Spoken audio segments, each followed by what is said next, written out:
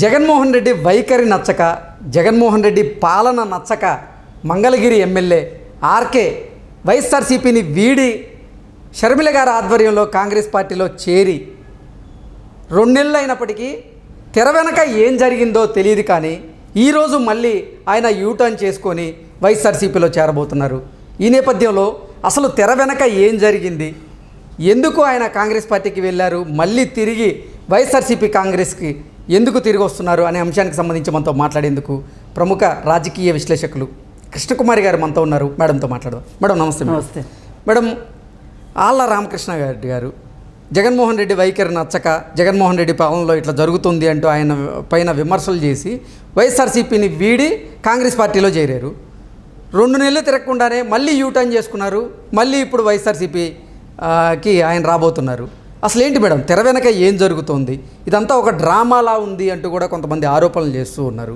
అసలు ఎందుకు వెళ్ళారు, ఎందుకు తిరిగి వచ్చారు అంటే ఏం చెప్తారు? ఇది ఒక పొలిటికల్ స్టంట్ అండి. ఆయన పొలిటికల్ టూరిస్ట్గా మారాడు. ఓకే, పొలిటికల్ టూరిస్ట్ కొత్త పదం మేడం ఇది. వస్తారు, ఇంకా వస్తారు. ఎలక్షన్ల దగ్గరికి వచ్చే లోపు ఇట్లాంటి టూరిస్టులు బయటకు వస్తారు. అయితే ఇక్కడ జరిగింది ఏంటంటే, తన వాళ్ళు ఎవరు పరాయి వాళ్ళు ఎవరు తెలుసుకోవాలి అని జగన్మోహన్ రెడ్డి ఆళ్ళ రామకృష్ణారెడ్డి బయటికి పంపించాడు. ఓకే, ఇప్పుడు ఆళ్ళ రామకృష్ణారెడ్డి అంతటి వీర విధేయుడే బయటకు వచ్చాడు అంటే అసలు మనం ఎందుకు రాకూడదు అని చాలామంది బయటకు వచ్చేస్తారు అనేది ఒక ప్లాన్, గేమ్ ప్లాన్. ఇది ఈ గేమ్ ప్లాన్లో భాగంగా ఆర్కే బయటకు వచ్చి, మామూలుగా అయితే పాపం అందరూ ఆయన్ని కరకట్ట కమల్ హాసన్ అని పిలుస్తారు కదా, కానీ నేను ఎందుకో అలా ఇష్టపడను. ఎందుకంటే రాజకీయ నాయకుల్ని, రాజకీయ విశ్లేషకులు మనమే అపహాస్యం పాలు చేస్తే మనకు కూడా బాగుండదు, మనస్కరించదు, కరెక్ట్ కాదు. పోయినసారి మీరు ఇదే మాట నన్ను అడిగితే కూడా నేను దాట వేసి ఏం చెప్పాను అంటే, వైఎస్ఆర్ పార్టీలోకి ఒక వ్యక్తి అంటూ వెళ్ళాడు అంటే, ఆంతరంగికుడు అయ్యాడు అంటే అతనిని ఒక ఆక్టోపస్ అయినా వదులుతుంది కానీ జగన్మోహన్ రెడ్డి వదలడు అని చెప్పా. అవును, మీకు గుర్తుండే ఉంటుంది. ఎగ్జాక్ట్లీ. ఎందుకు వదలడు? ఎందుకు వీళ్ళు వదిలించుకోలేరు? కష్టమైన, నష్టమైన, బాధ అయినా పంటి బిగున భరిస్తూ ఉంటారు. ఆ బాధను ఎందుకు భరిస్తూ ఉంటారు? జగన్మోహన్ రెడ్డి చెంపదెబ్బలు కొడతాడని చెప్తారు, రకరకాల ప్రయోగాలు చేస్తాడని చెప్తారు. అయినా వీళ్ళు ఎందుకు అలా ఉంటారు అక్కడ? చచ్చిన కాలేజీ బతికిన కాలేజీ లాగా. రీజన్ ఏంటి అంటే, ఒక వ్యక్తి దగ్గర వైట్ మనీ ఉంది అంటే పిల్లికి మాంసం వాసన వచ్చినట్టు జగన్మోహన్ రెడ్డికి వాసన వస్తుంది. ఓకే, పారిశ్రామికవేత్తలను అందరినీ అలాగే ఇరికిస్తాడు. 16 కేసుల్లో ఉన్నది రకరకాల పారిశ్రామికవేత్తలు. వీళ్ళందరూ వైట్ మనీ ఉన్నవాళ్లే. వాళ్ళందరినీ ఇరికిచ్చారు కదా తలా ఒక కేసులో. ఆ వైట్ మనీ అంతా ఎక్కడుంది ఇప్పుడు? జగతి పబ్లికేషన్స్లో ఉంది. ఇంకో దాంట్లో ఆయన 40 సూట్ కేసు కంపెనీల్లోకి ఆ డబ్బు వెళ్ళింది. ఓకే, ఆ సూట్ కేసు కంపెనీలోంచి ఇంకెక్కడికో వెళ్ళింది. అన్నీ చేరి జగన్మోహన్ రెడ్డికి చేరినాయి. అందుకే కదా 16 కేసులు పెట్టారు. అవును, ఎవరికి కడుపులో నొప్పి వచ్చి పెట్టిన కేసులు కాదు కదా. కడుపులో నొప్పి వస్తే 1 కేసు పెడతారు, 2 కేసులు పెడతారు, 3 కేసులు పెడతారు. 16 కేసులు అయితే ఎవరు పెట్టలేరు కదా, 16 నెలలు జైల్లోనూ ఉంచలేరు కదా. సరే, ఏది ఏమైనప్పటికీ ఆయన ఒక వ్యక్తి ఆర్థిక సామ్రాజ్యాన్ని అధీనంలోకి తీసుకున్న తర్వాత వాళ్ళకి రాజకీయ సామ్రాజ్యంలోకి ఎంట్రీ ఇస్తాడు జగన్మోహన్ రెడ్డి. అలా ఇస్తే ఏమవుతుంది అంటే, ఇప్పుడు కుడితిలో పడ్డ ఎలుకలాగా ఆర్థికంగా మునిగిపోయాక రాజకీయంలోంచి బయటకు వచ్చి ఏంటి సాధిస్తావు నువ్వు? ఓకే, ఇప్పుడు మ్యాట్రిక్స్ ప్రసాద్ ఉన్నాడు, 700 కోట్లు ఏమో వైట్ ఇచ్చాడు ఈయనకి. ఆయనకి వ్యాన్పిక్ కంపెనీ ఇచ్చారు, భూమి ఇచ్చారు. ఇప్పుడు వ్యాన్పిక్ భూమి పోయింది. ఈయన ఏ విధంగా 700 కోట్లు వెనక్కి తీసుకోగలుగుతాడు? పోయినట్టే. ఆ పివిపి ప్రసాద్ అంటారు, పొట్లూరు వరప్రసాద్, అలాగే కోనేరు ప్రసాద్ అంటారు. ఇట్లా వాళ్ళతో పాటే రామ్కీ ఇండస్ట్రీస్ ఉమ్. ఆయన కూడా అయోధ్య రామరెడ్డి. అయోధ్య రామరెడ్డి ఆయన కూడా కేసులో ఉన్నాడు కదా, ఆయన దగ్గర కూడా వైట్ తీసుకున్నారు కదా, ఆయన తమ్ముడే ఈయన ఉమ్. ఆర్కే. ఉమ్. ఇప్పుడు ఆర్కే నేను తోక జాడిచ్చాడు అనుకుందాం పోనీ, నిజానికి అక్కడ ఆయనకు తోక కట్ అవుద్ది.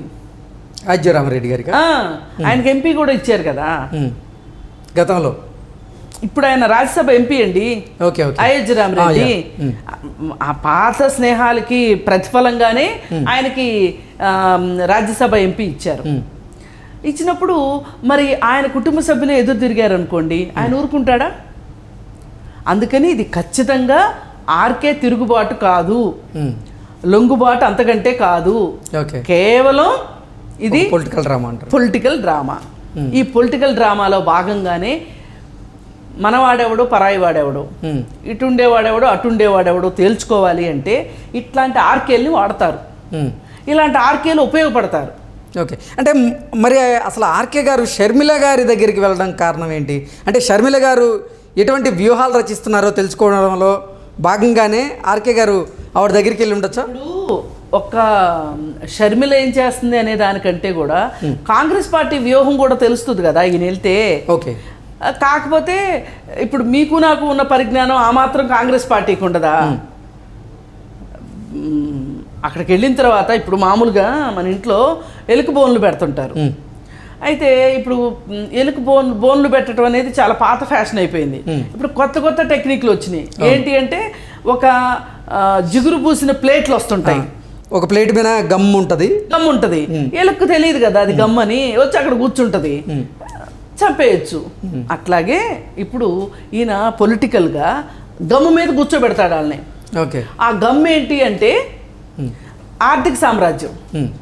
ఆర్థిక సామ్రాజ్యంలో మునిగి తేలిన తర్వాత, ఆ స్కాముల్లో ఇరుక్కున్న తర్వాత, ఆ గందరగోళాలు అయిపోయిన తర్వాత చచ్చినోడు పెళ్లికి వచ్చిందే కట్నం అన్నట్లు అయోధ్య రామరెడ్డి లాంటి వాళ్ళు ఎంపీ సీటు తీసుకుని ఊరుకుంటారు. ఆ ఫ్యామిలీ మెంబర్స్ వీళ్ళకి వేగులు వాళ్ళగా ఉపయోగపడతారు, రకరకాల మనుషులుగా ఉపయోగపడతారు. అంటే జగన్మోహన్ రెడ్డి వాడకం ఈ విధంగా ఉంటుందన్నమాట. ఆ ఇంట్లో కుక్కని, ఆ ఇంట్లో పిల్లిని, ఆ ఇంట్లో చెట్టుని దేన్ని ఆపుకోకుండా వాడుతూనే ఉంటారు. ఆ వాడుతూనే ఉండే దాంట్లో భాగంగా ఆర్కే అక్కడికి వెళ్ళి మళ్ళీ వెనక్కి వచ్చాడు. మరి ఎవరికైనా అనుమానం రావచ్చు ఇంత తొందరగా ఎందుకు వచ్చాడు అని. కాకపోతే అక్కడ షర్మిల మేము వాళ్ళ అబ్బాయి పెళ్లి హడావుడిలో ఉంది. కరెక్ట్గా దాని గురించి ఒకటి అడగబోతున్నాం మేడం. అంటే షర్మిల గారి కుమారుడి ఎంగేజ్మెంట్ రోజు కరెక్ట్గా వైఎస్ఆర్సీపీని వీడి పెళ్లి రోజు మళ్ళీ వైఎస్ఆర్సీపీలోకే వచ్చాడు అంటే కూడా ఇప్పుడు సోషల్ మీడియా మాధ్యమాల్లో బాగా ట్రోల్ చేస్తూ ఉన్నారు. ఏమండి మనం ఏంటంటే ఎంత దారుణాలు జరుగుతున్నా ఏదో ఒకటి మాట్లాడుకుని సంతోషపడటం అలవాటు అయిపోయింది మనకి. ఇప్పుడు వాళ్ళ ఇంట్లో పెళ్ళయింది, ఈయన పెళ్లి కుదిరింది, ఈయన ఆ పార్టీలోంచి బయటకు వచ్చాడు, వీళ్ళ పార్టీలో చేరాడు, మళ్ళీ పెళ్ళి అవుతుంది, ఈ పార్టీలోంచి ఆ పార్టీలోకి వెళ్ళాడు. దీనివల్ల ఈ దేశానికి వచ్చిన లాభం ఏంటి? ఆ రాష్ట్రానికి వస్తున్న లాభం ఏంటి? మంచి ఏంటి చెప్పండి. ఇది వ్యక్తుల స్వార్థం. ఇది ఈ రాజకీయాలు అనేది వ్యక్తుల స్వార్థం. ఇక్కడ ఏమైనా రాజధానికి ఏమన్నా లాభం జరిగిందా? లేదు. రాజధాని రైతులకి ఏమన్నా లాభం జరిగిందా? ఈ ఆర్కే మనిషి రాజధాని ప్రాంతంలో మనిషే కదా. అక్కడ ఈయనకి ఎమ్మెల్యే టికెట్ ఆశించి వెళ్ళాడు కాంగ్రెస్లోకి. ఎమ్మెల్యే టికెట్ తీసుకొని ఈయనకి ఎంతో కొంత అక్కడ పనిచేశాడు కాబట్టి ఈయనకి ఒక పలుకుబడి అనేది ఉంటుంది అక్కడ. ఓట్లు చీల్చుదామని వెళ్ళాడు. ఇప్పుడు ఆ చీలే ఓట్లు కూడా ఎవరికి చీల్తాయి? తెలుగుదేశానికి పడే ఓట్లు ఈయనకి చీల్తాయి.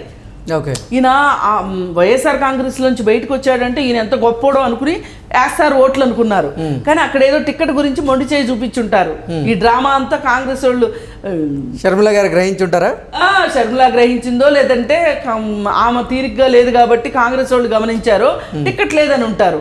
అందుకని ఎందుకు వృధా ప్రయాస అక్కడే కూర్చోవటం అందుకని చెప్పి వెనక్కి వెళ్ళి ఉంటాడు. ఇది ఖచ్చితంగా ఒక స్కాము, ఇది ఒక కోవర్ట్ డ్రామా.